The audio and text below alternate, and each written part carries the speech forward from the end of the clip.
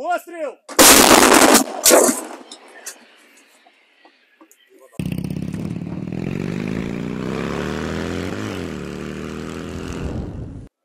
Усіх вітаю! Ви на каналі Мотолайф. І у нас сьогодні таке невеличке відео.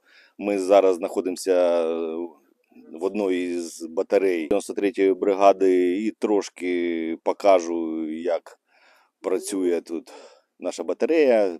Це у нас гіацинт. Ну, вже я робив репортаж з цією машинкою, але ще покажу, що хлопці ще щось порозказують, може щось цікаве у вас буде.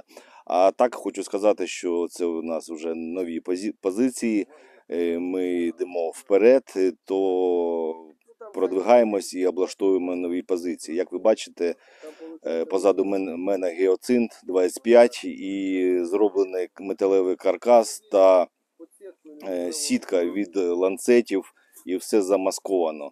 То усі заходи безпеки, все тут враховується для того, щоб сама машина та особистий склад був цілий. Також тут ще нариті окопи. Ну, зараз я вам покажу, що себе представляє 25 гіацинт.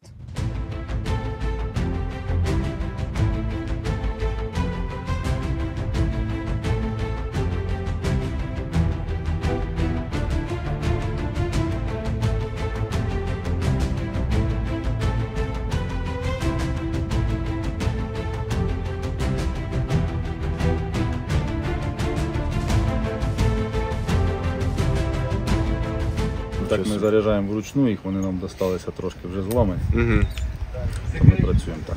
Як вона взагалі? Отлічна машина, вона була нова. Вона, мабуть, була знята з консервації, то що всі деталі, всі механізми були ще в бумагі промасляні. Так що, вже досилатель не робив, тому що вона тут вже як забрали під ізюмом, може була трошки зламана. А так, отлично, стволи нові, без настріла було. А що значить ви забрали під ізюм? Тобто вам видали під ізюмом? Чи... Та як видали? Ні, не видали.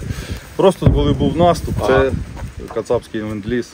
Це кацапська? Звісно, це не наш. Я ж не знав, я думаю, ні, що... це кацапський ленд-ліз, це те, що вони залишили, бросили, просто втікали, бросили цілу батарею.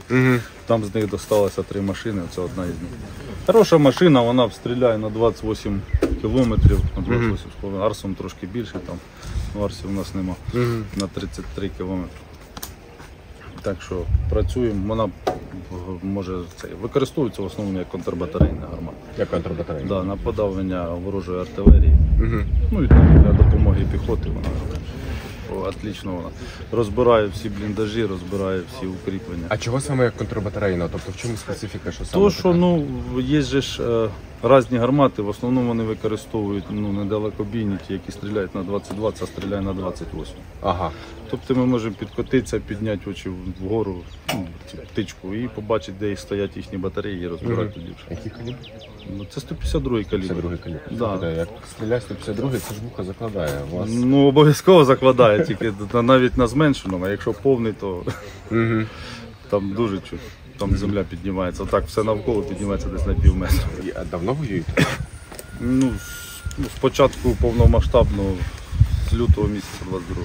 З лютого до цього не брали участь? Ні, до цього не. А ким були до цього? Я взагалі-то металург. Металург? Да. Це десь з центральної України? Дніпропетровського.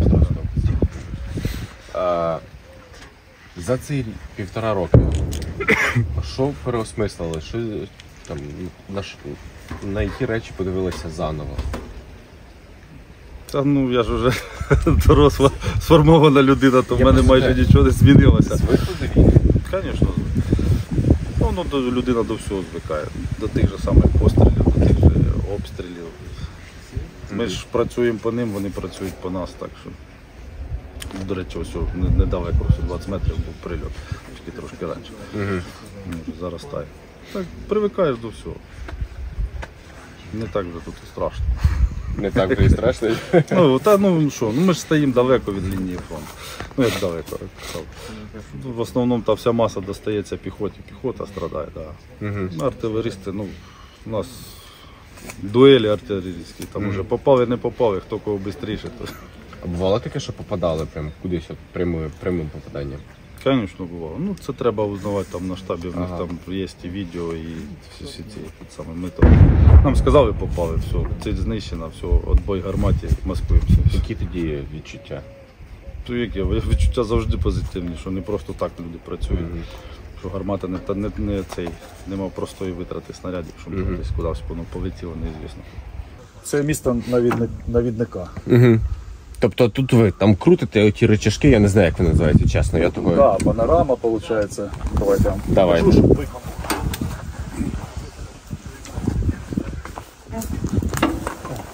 Ага.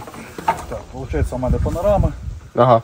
Є точка наводки, бусоліст орієнтує, я собі ставлю точку наводки, і от цієї точки наводки потім висчитують, виходить, координати, і ми стріляємо по цим координатам. Тобто це ствол, це поворот орудия, ну, башен. Ага. Ну і наушники, бо при пострілі, розумієте, що можна лопнути. Можна, да? Да, да. Ви, Я тим один раз більше. забув діти, минут 20 потім нічого не чув. А влучно стріляє? Да, влучно.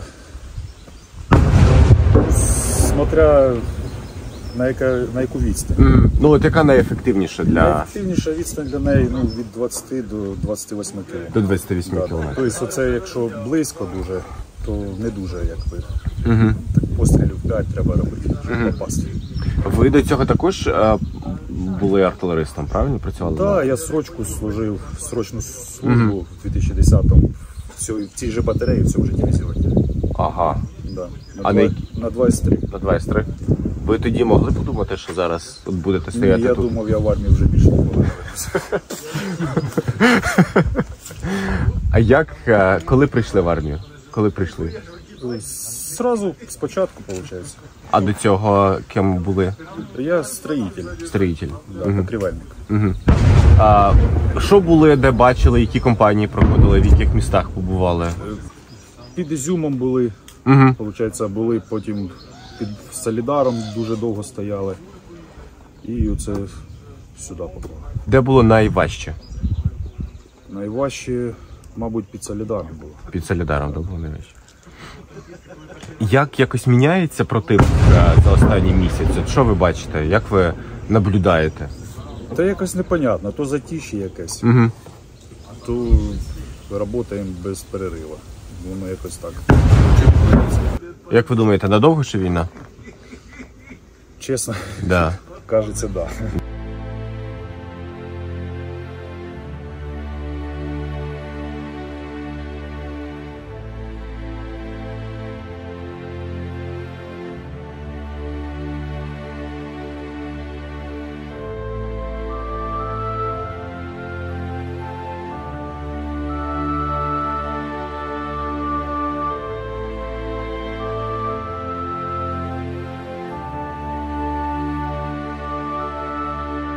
Та сама 2,3, все те саме.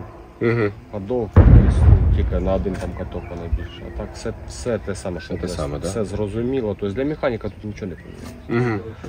Їздить, ну, на той, що там в парку у нас стоїть в даний момент. Ну, 70 кілометрів я не розганяв. 70 кілометрів? Ого, нічого собі. Це дуже швидко тікало. Це дуже швидко тікали. А так.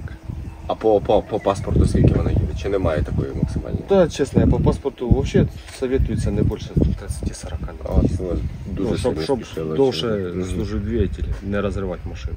Мгм. Як ви її називаєте? Уміщительно, ласкательно. Ласточка? Ласточки? У мене вони всі ласточки. Гецик. Гецик? Ну, я називав ласточки. Гецик це ви називаєте. Була команда до бою. Зараз визначається ціль і буде заряджатися наша пушка і будемо вражати ворога.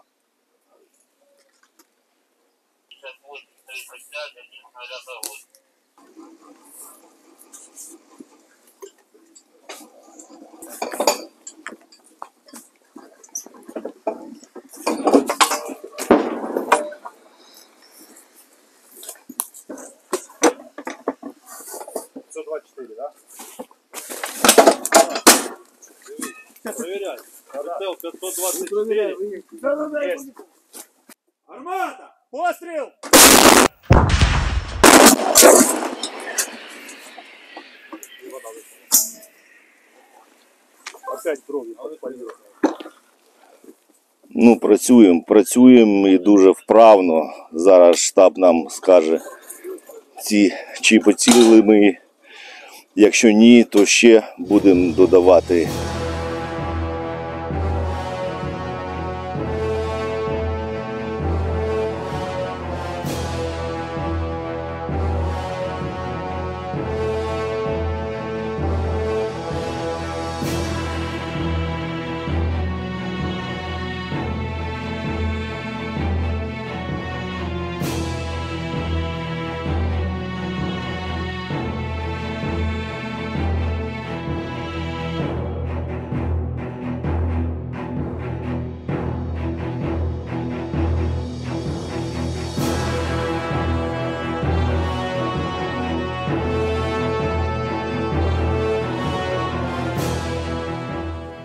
Дуже приємно, ну, сказали, що ціль уражена, то ми згортаємо та маскуємо до того моменту, коли не знайдуть ще іншу ціль.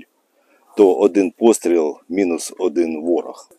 Ну ось ще раз вам показав Гіацинт 25, що вона себе представляє та як вона стріляє. Хочу сказати, що так як ми йдемо вперед, то ми займаємо села там, де вони були під окупацією. І тут зостались люди, в кавичках я їх називаю люди, які все ж ще підтримують руський цей мір. То коли у нас позиція облаштовувалась, тут у нас накопані ямки такі, щоб окопи, щоб можна було, якщо обстріл, там сховатись, то прийшла там бабуся, потім ще один молодий прийшов, та бабуся каже, що це ви тут накопали, що ви це собі могили тут риєте, каже, я буду молитись, щоб вас тут і похоронили. От бачите, як люди деякі ставляться до військових, коли тут ми визволяємо свою землю. Не скажу, що це всі, але їх дуже хватає, таких ждунів, які все ж таки не на боці України, але їх набагато менше, чим справжніх українців, і ми саме заради них і воюємо, і визволяємо свою землю. То ми обов'язково переможемо. Слава Україні, слава ЗСУ, а Путін – гандон.